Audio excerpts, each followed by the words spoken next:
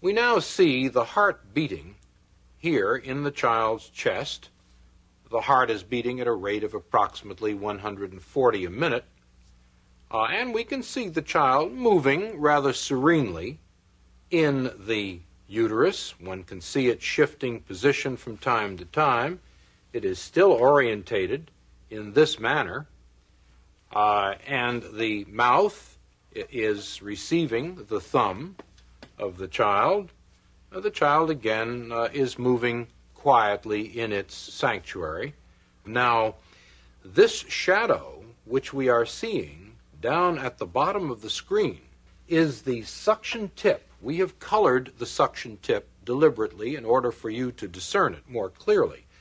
But the abortionist has now dilated the cervix and is now inserting this suction tip, which you can see moving back and forth across the screen.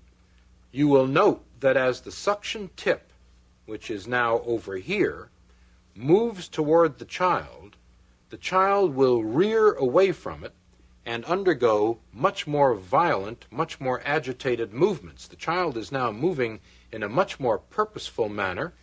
Its orientation changes from time to time. It is rearing again here.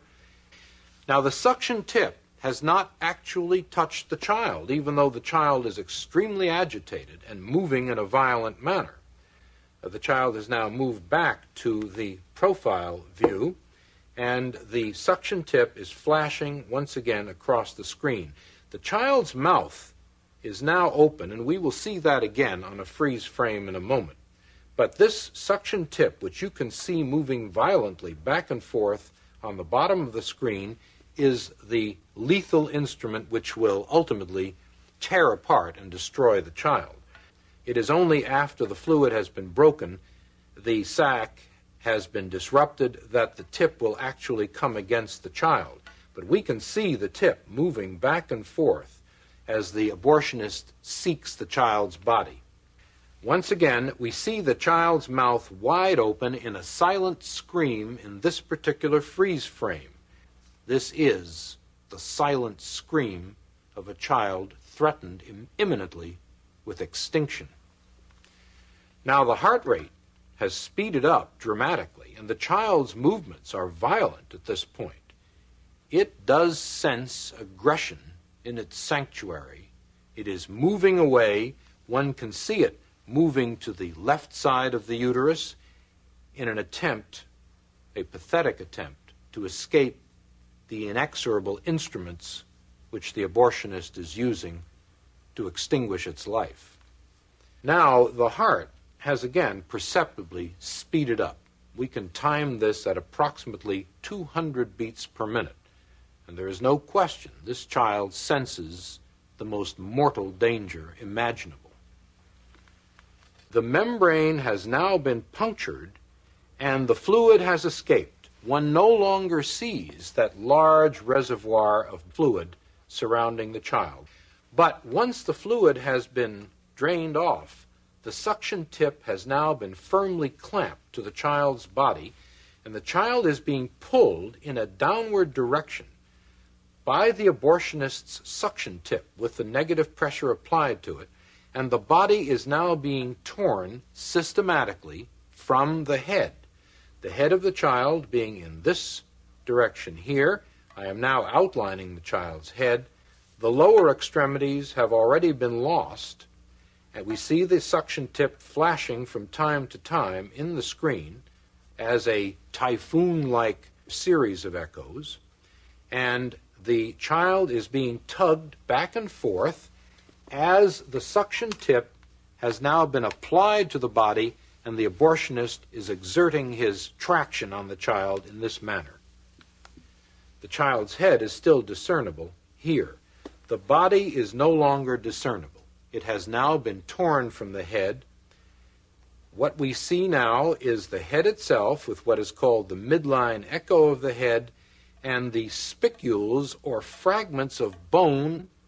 Now this head, which I'm outlining here, on this 12-week child is simply too large to be pulled in one piece out of the uterus.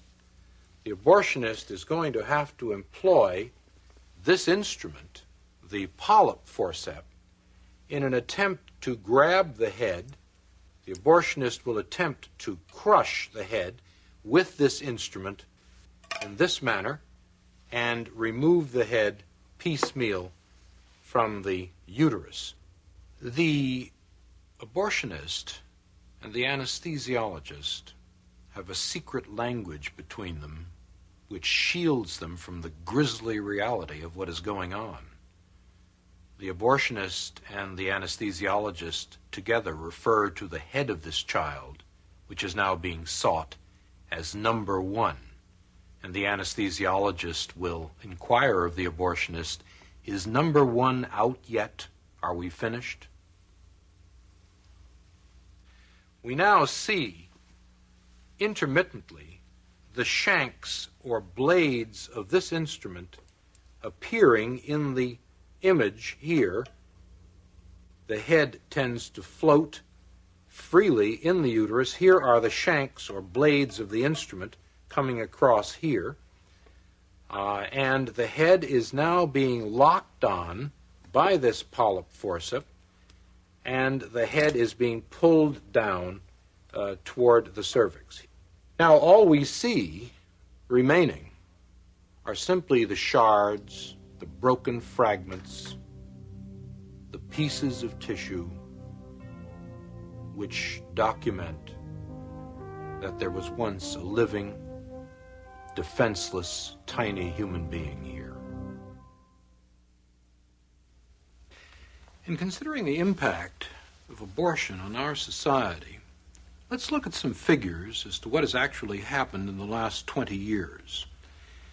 We have reliable figures indicating that in 1963, long before abortion became legalized by the infamous Roe v. Wade decision, there were approximately 100,000 illegal abortions done annually in the United States, and very few legal abortions. In 1973, the first year in which that Roe v. Wade decision prevailed in this country, there were 750,000 abortions done. And in 1983, the last year for which we have full and complete figures, there were 1.5 million abortions. Now let's look at abortion as an industry. Last year, there were 1.5 million abortions done in this country. And the average cost of an abortion is about $300 to $400 per operation. This has created an industry in this country of about $500 to $600 million a year, which would qualify to be on the Fortune 500 list of largest industries in the world. 90% of these monies are going into the pockets of physicians, and the remainder into the pockets of the entrepreneurs who run the clinics. Now, we've had some recent investigations on the question of these clinics. Clinics are being franchised out like fast food services across the country. We know there are chains of them in California and through the Southwest and even in the Southeast of the United States. And there is some evidence now that increasingly these clinics are falling into the hands of the mob, of the crime syndicate here in the United States, and that this money, abortion money, is tainted not only by the blood of the innocent victims of abortion, but by the dark hand of the crime syndicate in the United States. When discussing abortion, we must also understand that the unborn child is not the only victim. Women themselves are victims just as the unborn children are. Women have not been told of the true nature of the unborn child. They have not been shown the true facts of what an abortion really is. Women in increasing numbers, hundreds, thousands, even tens of thousands, have had their wombs perforated, infected, destroyed, Women have been sterilized and castrated, all as a result of an operation of which they have had no true knowledge. This film, and other films which may follow like it, must be made a part of the informed consent for any woman before she submits herself to a procedure of this sort. I accuse the National Abortion Rights Action League, I accuse Planned Parenthood and all its co-conspirators in the abortion industry of a consistent conspiracy of silence, of keeping women in the dark with respect to the true nature of abortion. And I challenge all those purveyors of abortion to show this real-time videotape or one similar to it to all women before they consent to abortion. You know, I think I know a little bit about abortion. I was one of the founders of NARAL in 1969. It's now known as the National Abortion Rights Action League. And for a period of 2 years, I was the director of the largest abortion clinic in the Western world. Since those times, we have a science which is known as fetology, which has allowed us to study the human fetus. And all of those studies have concluded, without exception, that the unborn child is a human being, indistinguishable from any of us, and an integral part of our human community. Now, the destruction of a living human being is no solution to what is basically a social problem. And I believe a resort to such violence is an admission of scientific, and even worse, ethical impoverishment. Somehow I refuse to believe that Americans, who have put men on the moon, can't devise a better solution than the resort to violence.